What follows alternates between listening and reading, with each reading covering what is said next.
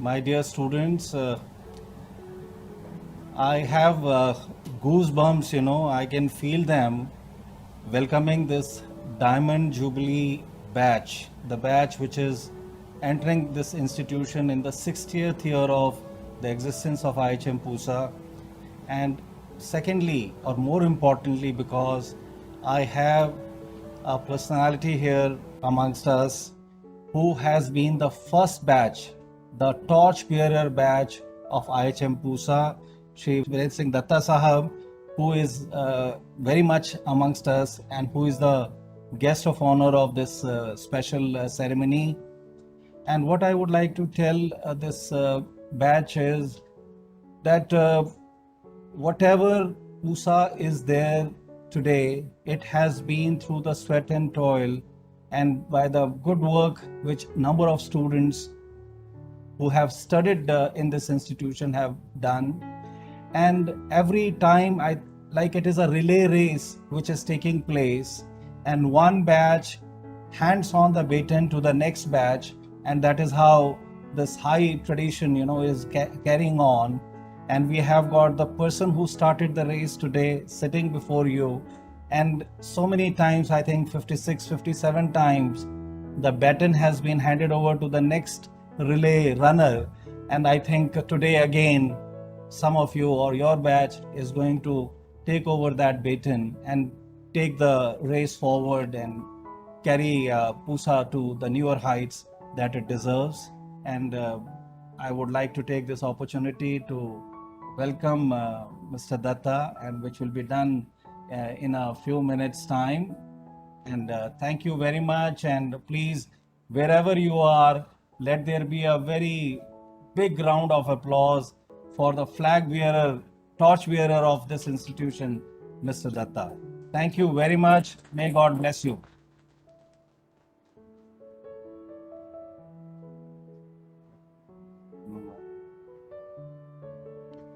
So all the praises are well deserved, and thank you so much for sharing your wisdom and inspiring the students, sir. Much of the introduction is done by our dear principal, sir, already. So I would keep it short, though it is very lengthy, Mr. Datta's introduction.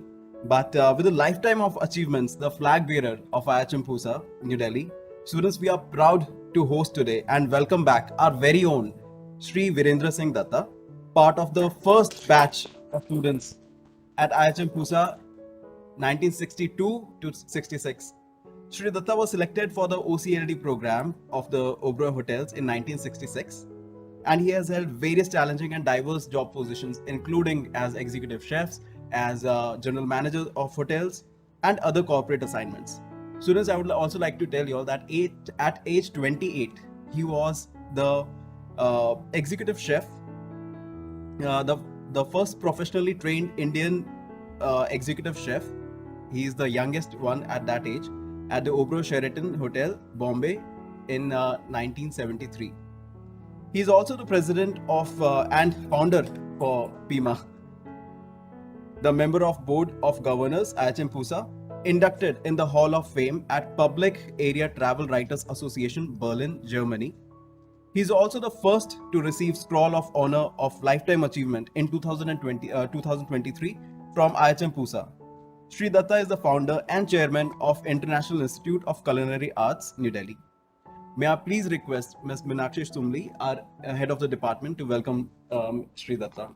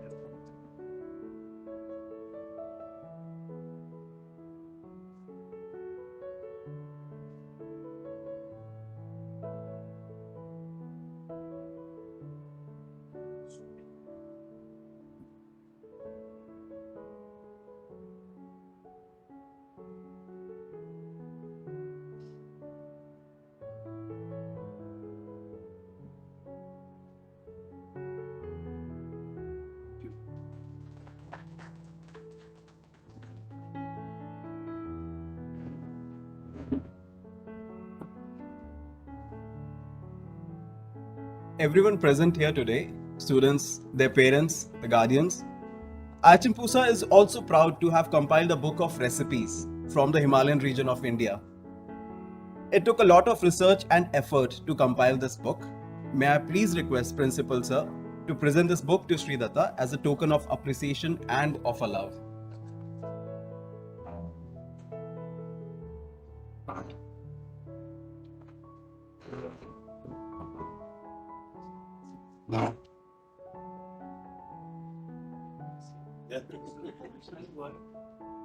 Done by my team. Every photograph, every recipe has been done. Customized for you. Kindly, you could kindly open it and present it.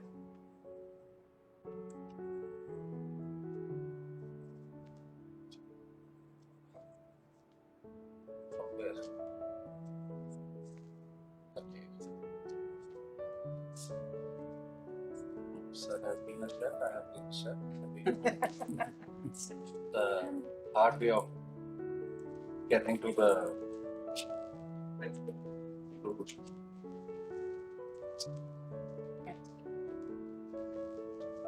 Okay.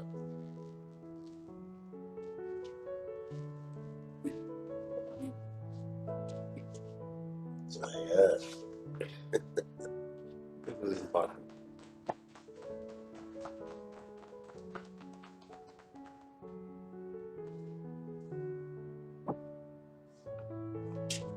Thank you very much.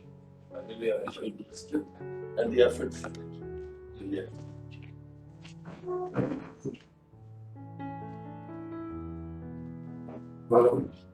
Thank you, Principal Sir. If I may now please request Sri Datta to address our students and inspire them, sir. Good morning to all the students who are watching us virtually. This is the gift of the day that now we have become virtual experts. The knowledge is now more global. You can reach any point without your traveling there. So that's an achievement. And thanks to COVID, we are learning new dimensions of education and communications. At the very outset, I would like to thank Principal Kamal Kanji for giving me the honor and the opportunity to come back to my alma mater and address the first year students as an induction to their program. Not long ago, just 60 years ago, I was in your shoes, standing here and listening to my principal, Shri Arthur E. Sims, an introduction to hotel industry. I was 16 and a half years old, young, green, unlettered, never seen the face of a hotel, had no clue what I was getting into it, except I knew that the institute serves very good food and plenty of good food. So my only motivation to join the institute was then to the reference of a friend who had joined the Bombay Institute and would write to me that this is a great course. Every day we cook different dishes and we can eat them.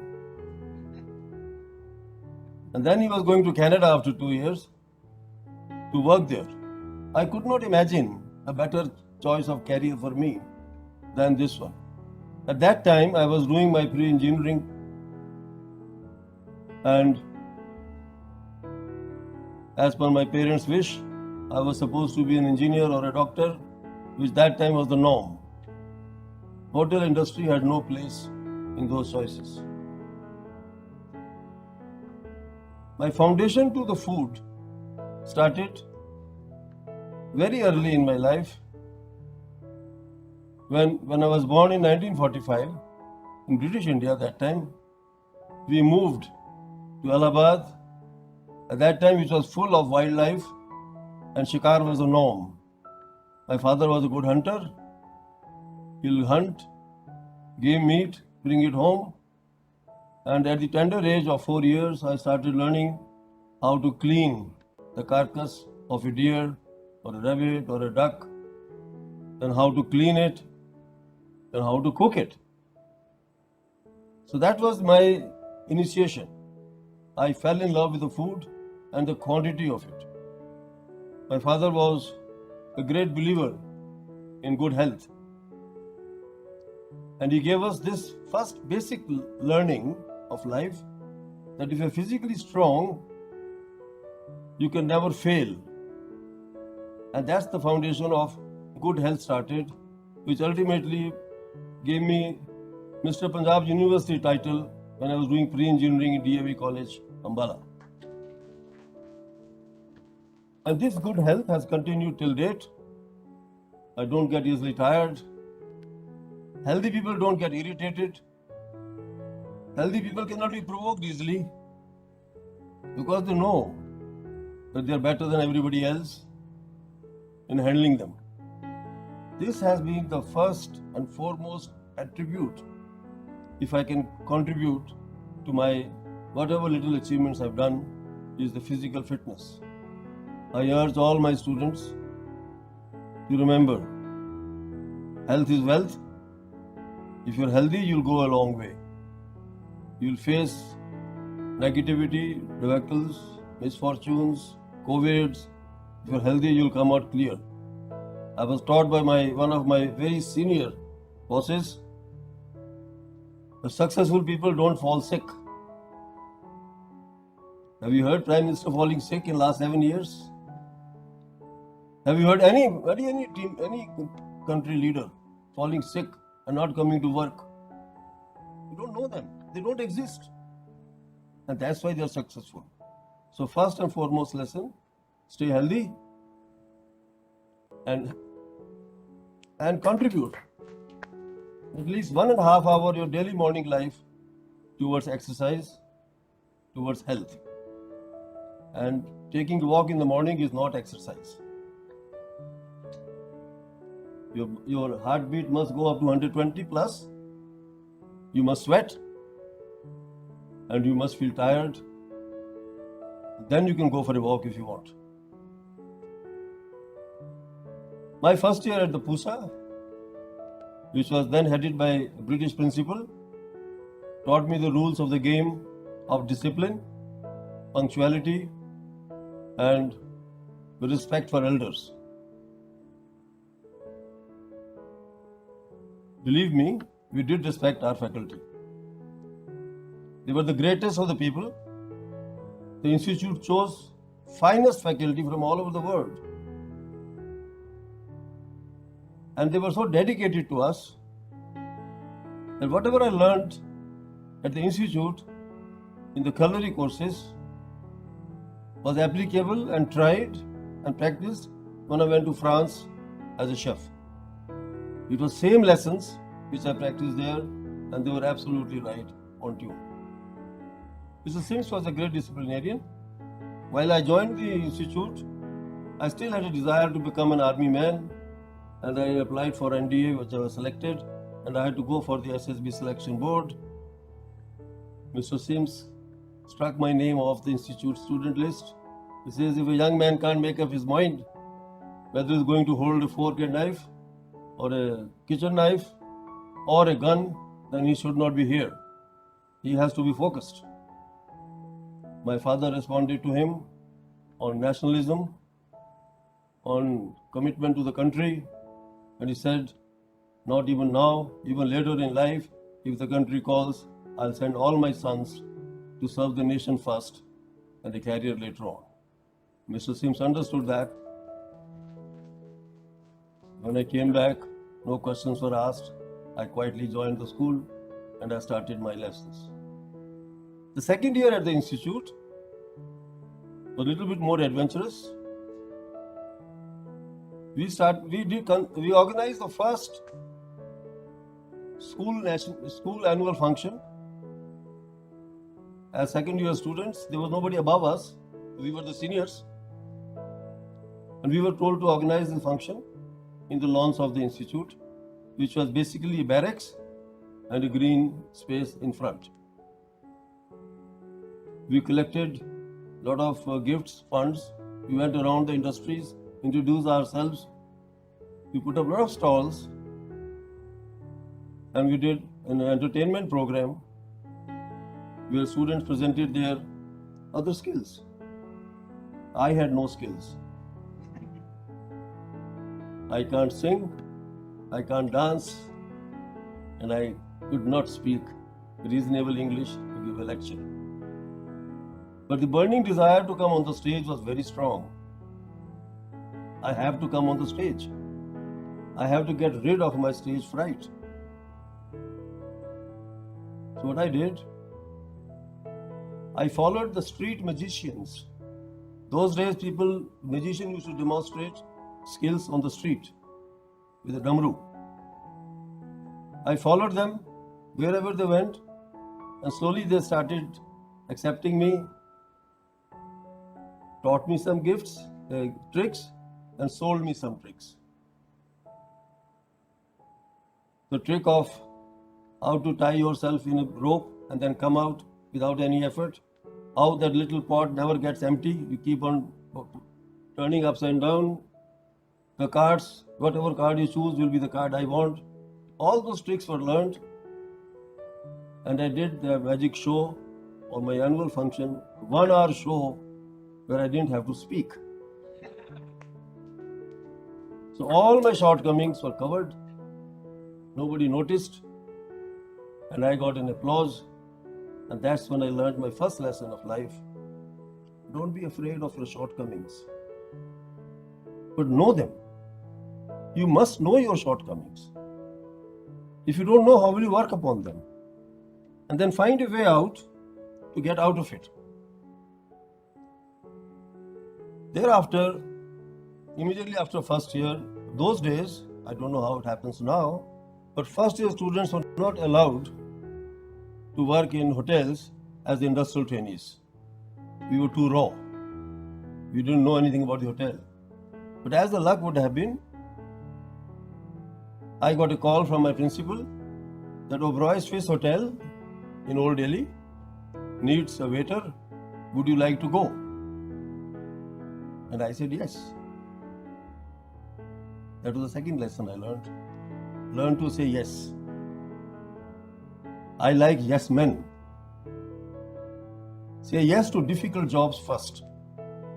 More difficult the job, faster raise your hand. Say, I will do it. If you don't, somebody else will do and take away the opportunity from you. And that was my life-changing opportunity. Having said yes to a job in Swiss Hotel, a place I had never seen in my life, I had no clue what hotels were. I landed up at the hotel. Colonel Kapoor, the managing director of the company, met me. We were sitting across. At the other end of the table was a cigarette and lighter. He says, just pass me on the cigarette and lighter, please. And in all honesty, I said, sir, I don't touch cigarettes. He laughed.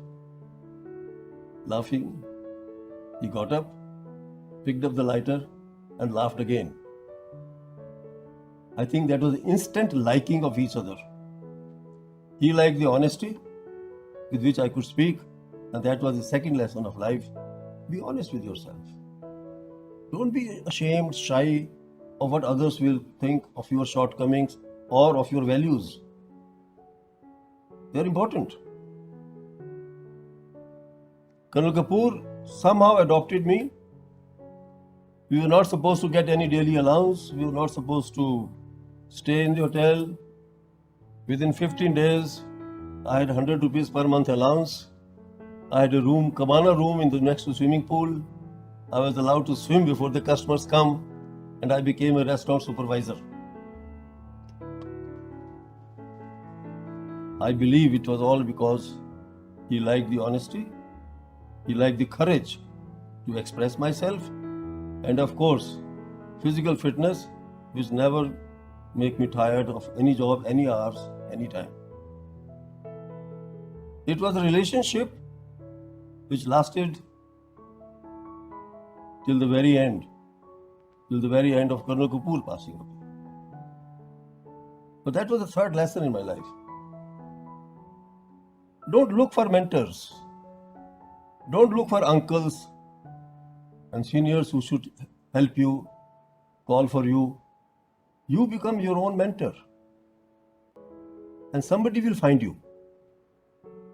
Somebody in the workforce will find you and will become your mentor. Colonel Kapoor became my mentor with no background, no connection, and nothing. Result thereof, when I passed my second year, instead of waiting for the institute to give me an assignment of industrial training, I went to Colonel Kapoor. Sir, second year over, I need industrial training. Where do you want to go? He asked me. I said, never been to a hill station, sir. Okay, go to Cecil Shimla. He wrote a letter.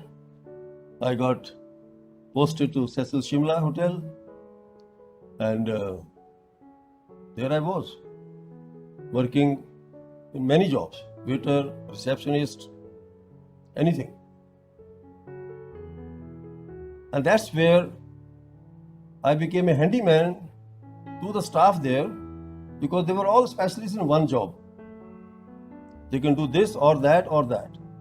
I, as an IHM student, could do more than one jobs. I could be a waiter, I could be a cook, I could be a receptionist, I could be a housekeeper. And that made my acceptability amongst the team very easy.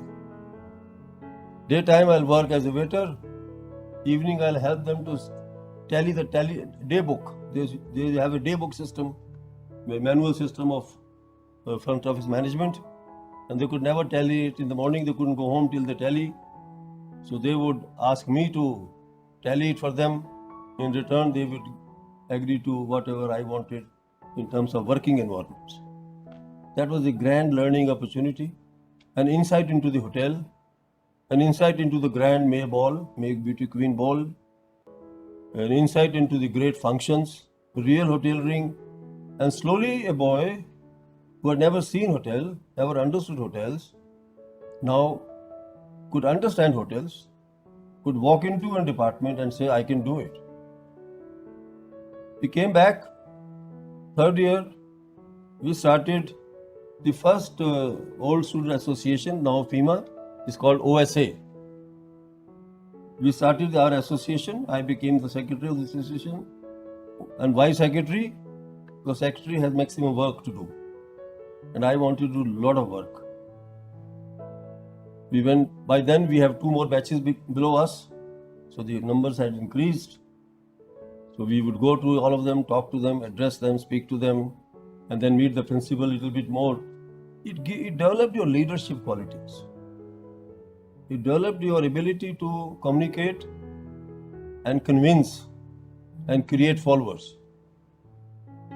And this learning as a secretary on OSA helped me all through my career, because I didn't shy away, didn't hesitate to pick up an issue and walk up to the authorities with the conviction that I can explain.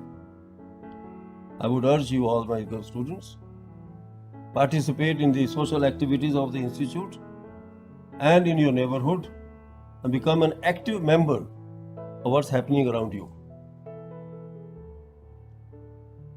Third year cleared, I went back to, you can guess, Colonel Kapoor. Said, third year over, sir, I need industrial training. He said, where do you want to go? I said, I've never been to Calcutta, sir. He said, oh, we have a hotel there, Roy Grant.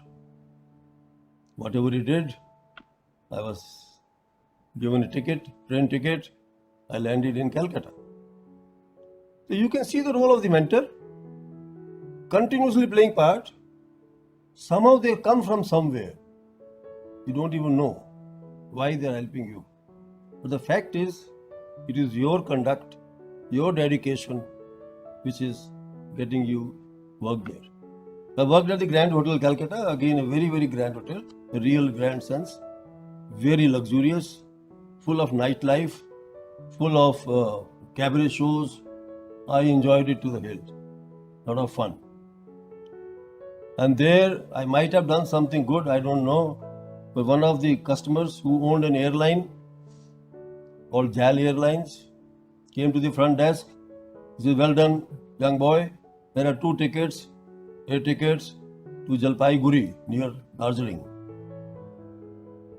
I had my first flight experience to travel by air to Jalpaiguri, from there to Darjeeling, stayed in a friend's hotel.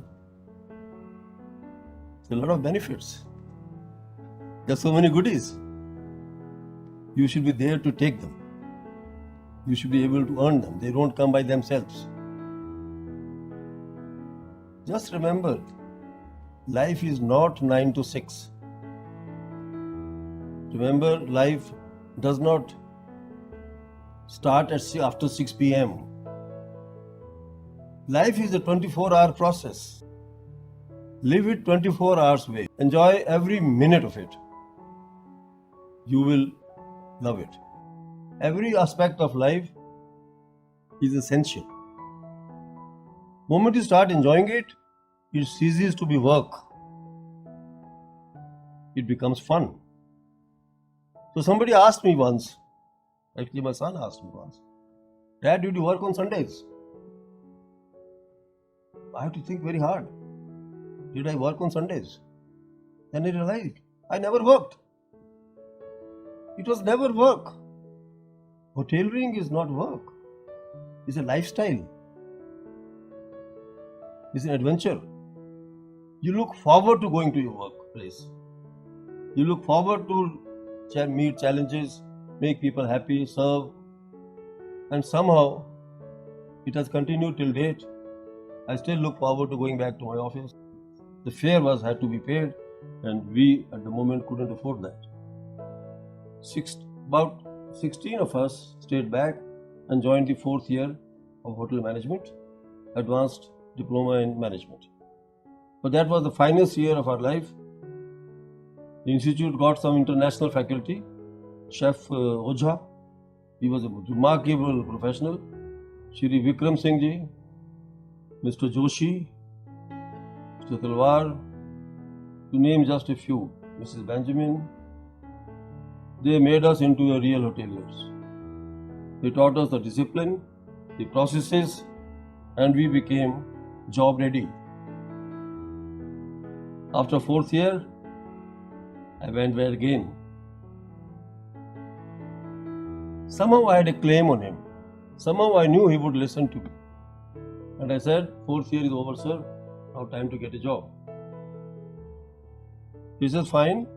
He sat down, took a letter pad and wrote a letter, sealed it, and gave it to me. He says, "Go and give it to Rai Bahadur M.S. Oberoi, who is the owner of Oberoi Hotels." I said, "Fine." So I went there and I went to his office. He called me in. I met a very nice, young, handsome man, stout, short, but very pleasing personality. He took the letter, opened it, and he says, "How do you know Colonel Kapoor?" I said, "Sir, I've been working all my summer vacation in the hotels he recommended. That's all. Any other connections?" I said, "No, sir. I have no connections." "But do you know who he is?" I said, "No, I don't know, sir." He said, "He is my son-in-law."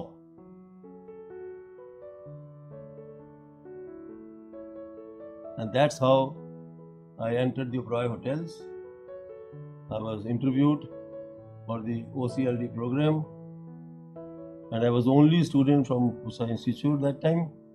Those days, Oberois thought that Pusa is not good enough for their management programs. They changed dramatically after I joined. Though today it is a must. A Pusa graduate is an essential requirement. But that time it was not so. I was taken as a management trainee, and 2 good years of very extensive management program. We had a Cornell vice principal, Mr. Jorgensen, as our head of the school, and he brought in the learning disciplines and taught us what hoteliering was at the management level. I do feel that at the institute level also, we should a lot of focus, which I'm sure you must be, beyond skills, beyond technical skills, the management skills are very, very important. How to write a report, how to analyze a report, how to make presentations. Today you're all doing it, but those days emphasis was more on skills. We were very skill oriented. Things have changed over the years.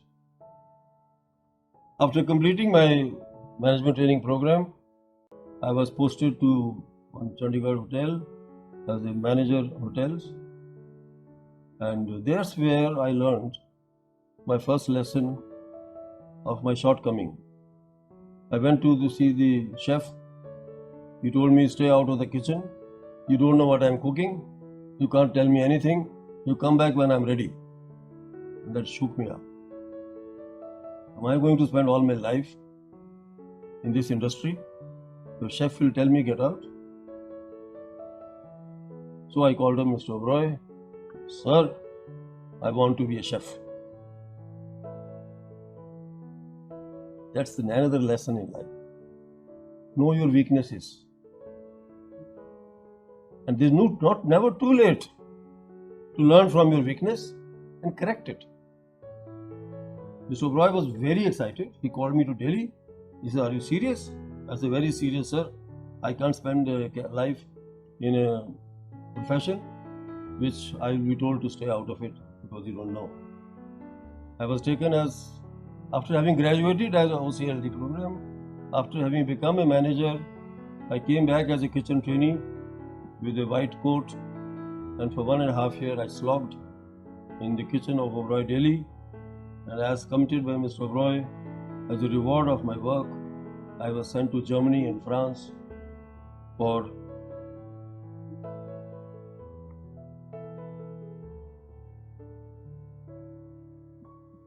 further training as a chef.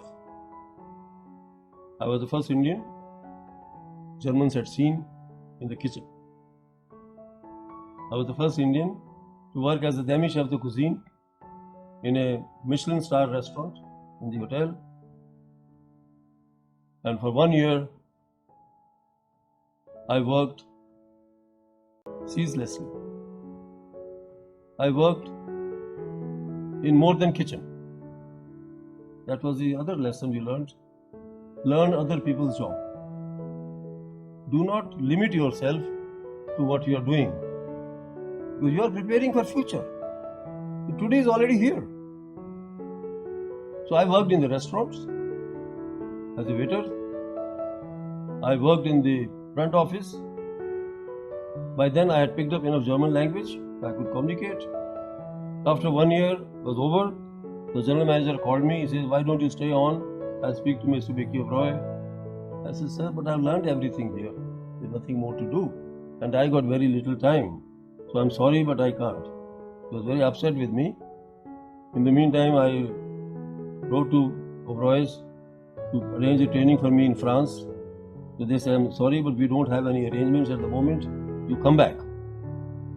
So I packed my bags and took a train to France. Put my bags in the luggage room.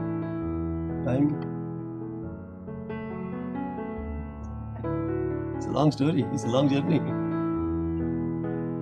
I put my bags and came to Paris city. Went to the International Hotel Association. I met the president there. He said, we can't help you. You don't have a visa. Somehow one young lady took a fancy to me. She walked up. She said, are you Virendra Datta? I said, yes, I am. I said, how do you know me? I've never been to France before. Never been to your office. He said, you know, you've been writing letters to us that you want to become member of the society. And we laughed. Because only the owners and MDs of the company become members of this society. And you are a trainee and a student. You had the guts and cheek to write to us. So that's how we remember. That was the lesson in learning. Don't stop looking for new horizons, new opportunities. Contact everyone possible in the industry. Let them know you are interested. You never know how it will work. This young lady called 31 hotels in France, and the 31st hotel was in Ivry, 60 miles from Paris, Novotel. Today they are here. That time they were just a starting chain. There are only 3 hotels in the country. Novotel director, Monsieur Delettre, said if he can speak French and knows cooking, I'll take him. I could speak French. At Pusa Institute, we learned French for 4 years.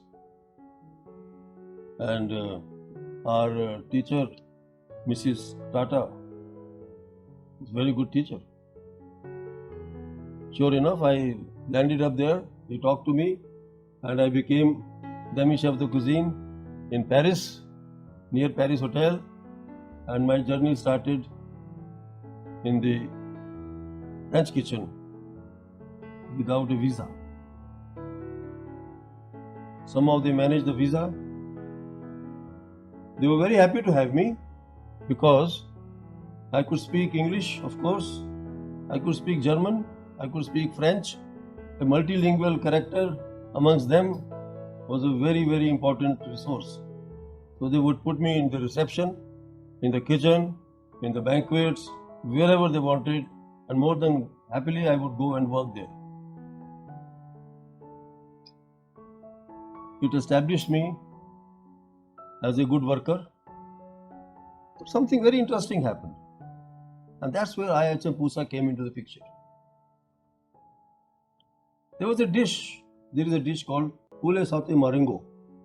All of us know it. It's the only dish in the French cuisine which has prawn as a garnish. Unusual. Very unusual. So my chef was making a menu, wrote poulet sauté marengo, but did not order the shrimp. I said, Chef, you forgot one dish, one ingredient. He said, what? I said, prawns. I said, what do you mean chicken and prawn don't go together? I know, but the book says it does. And my institute has taught me this, it's good. He says, stop it. Don't teach me French cooking.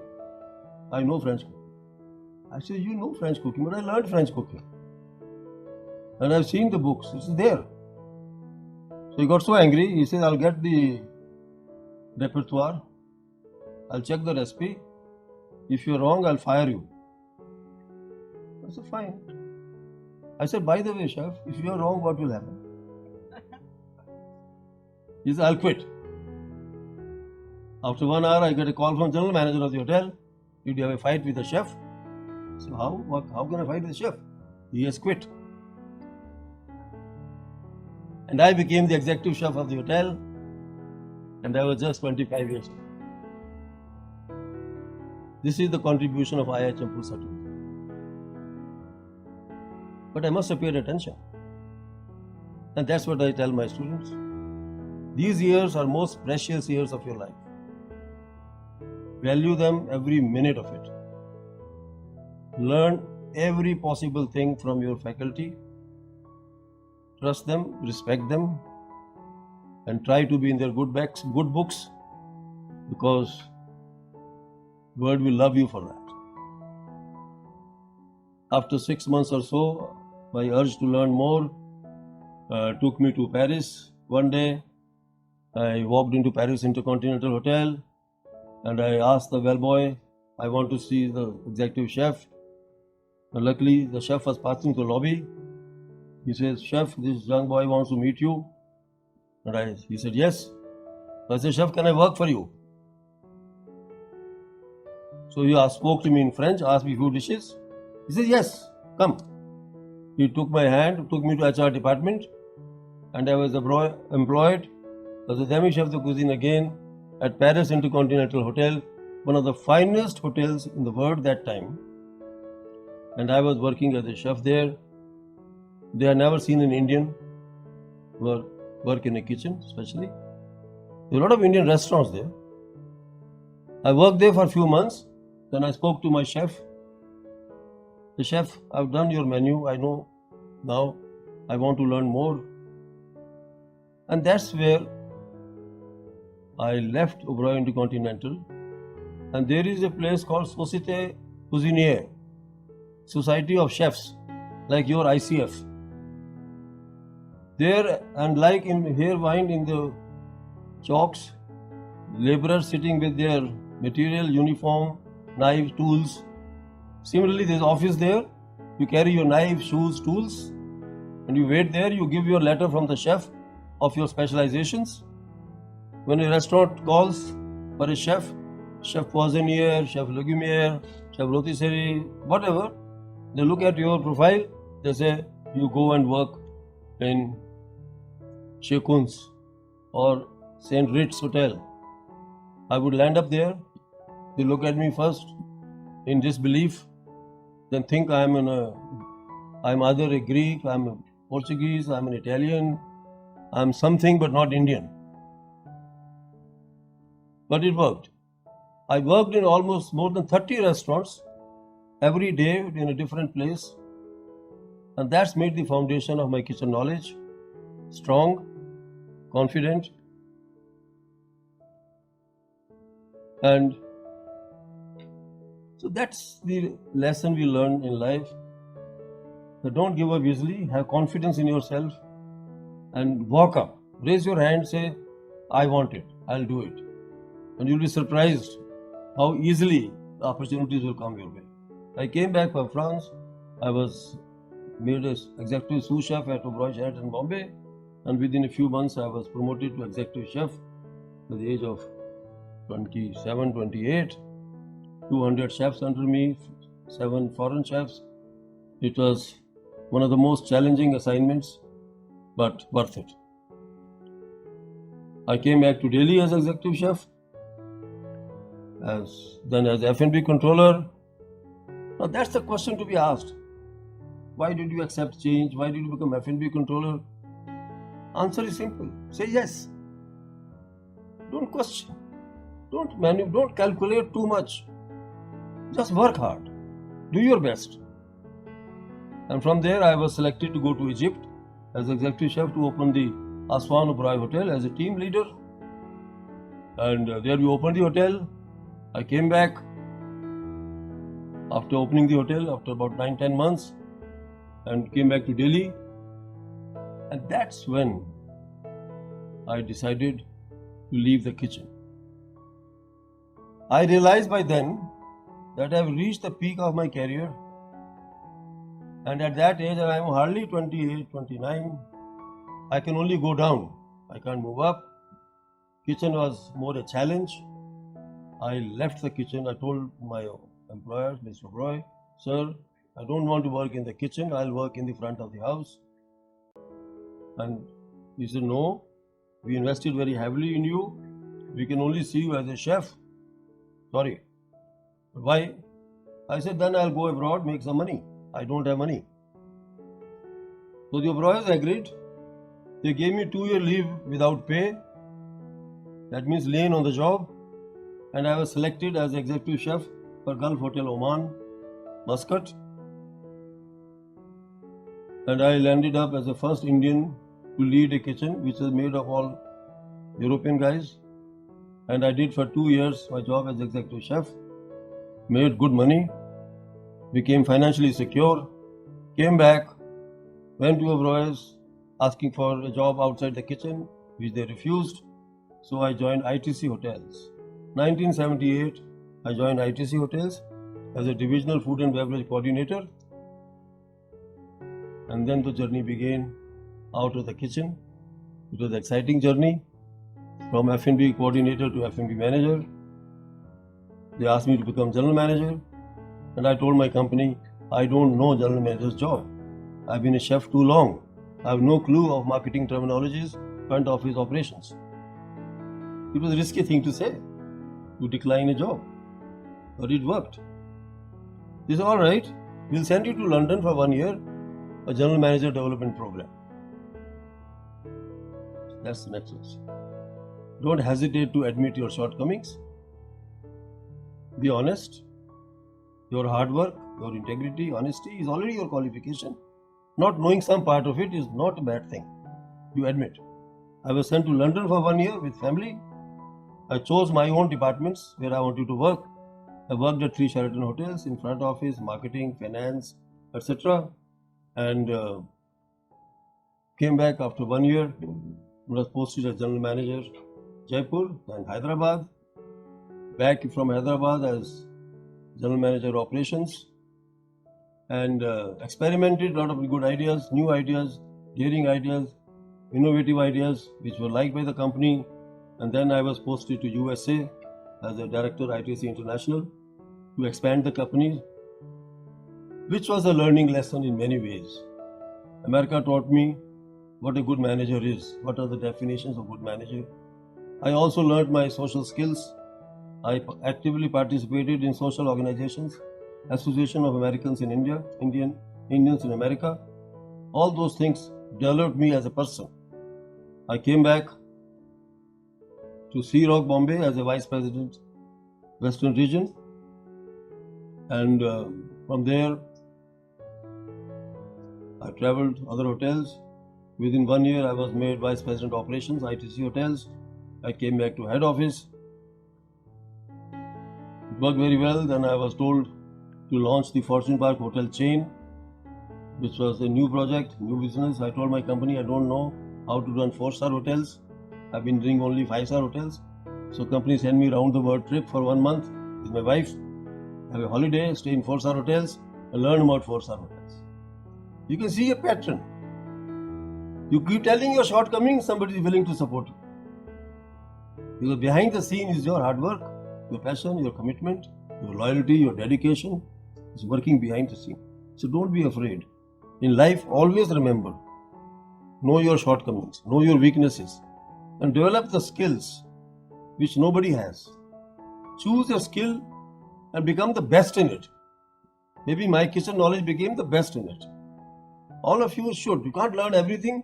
You cannot be best in everything. But one thing, you should be able to say, I'm confident, I'm the best in it, I've done maximum work on it. And you will see things falling into place.